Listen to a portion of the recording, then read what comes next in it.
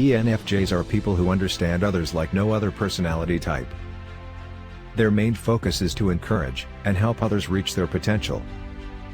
But every personality type has its pros and cons. What happens if they get too involved? Do they push others too hard? Stay until the end of the video to find out the answer to these questions, and more. The ENFJ. ENFJs, simply put, are people that were born to lead. They embody all the characteristics others are attracted to. It's a shame they only amass to 2% of the population. We could use more people that are fit to lead. They normally follow career paths that go through politics, instructors, or just in roles that involve guiding and inspiring people. Confidence comes easily to them. They take pride in the fact that it's easy for them to help others reach their highest potential. Charismatic as they are, it's no wonder people gravitate towards them. Because they are genuine, they will take action when they see something that requires correcting.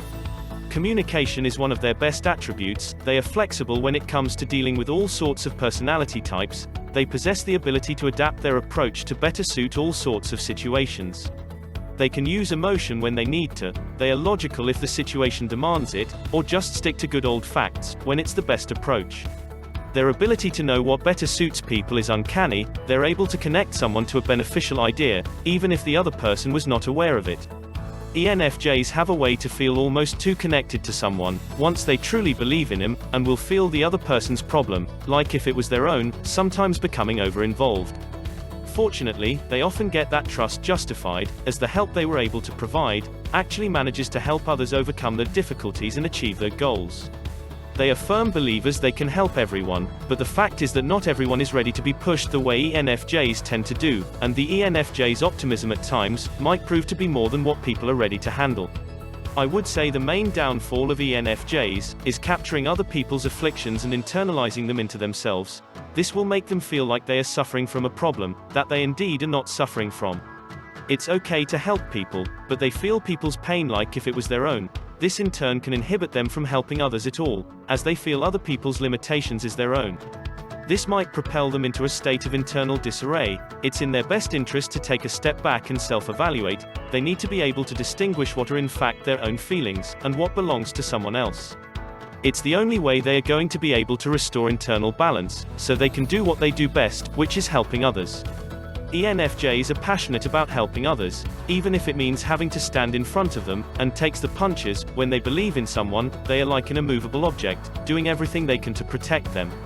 It comes as no surprise that we see so many ENFJs in leadership positions, doing their best to bring their team to victory, like a politician who wants to change the world for the better, or just a really good friend that's there to encourage you to be the best you can be.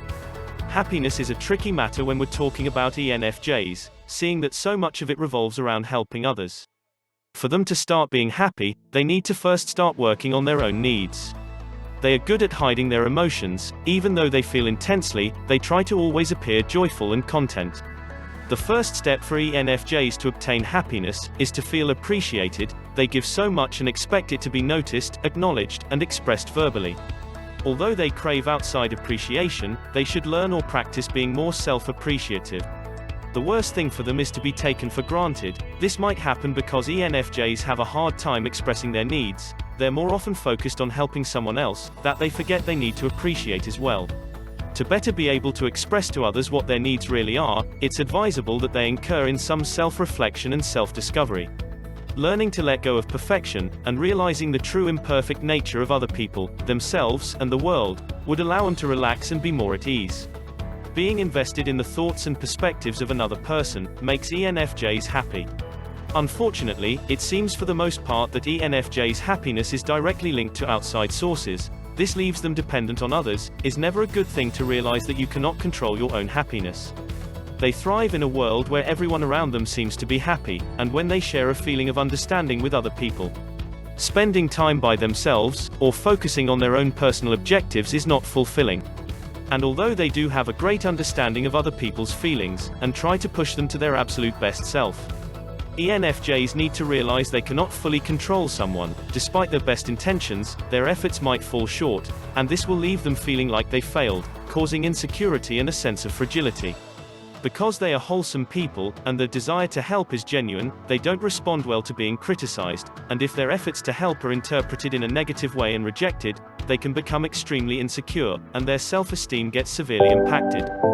If you liked the video, please consider leaving a like and subscribing. That will allow us to keep making more videos like this.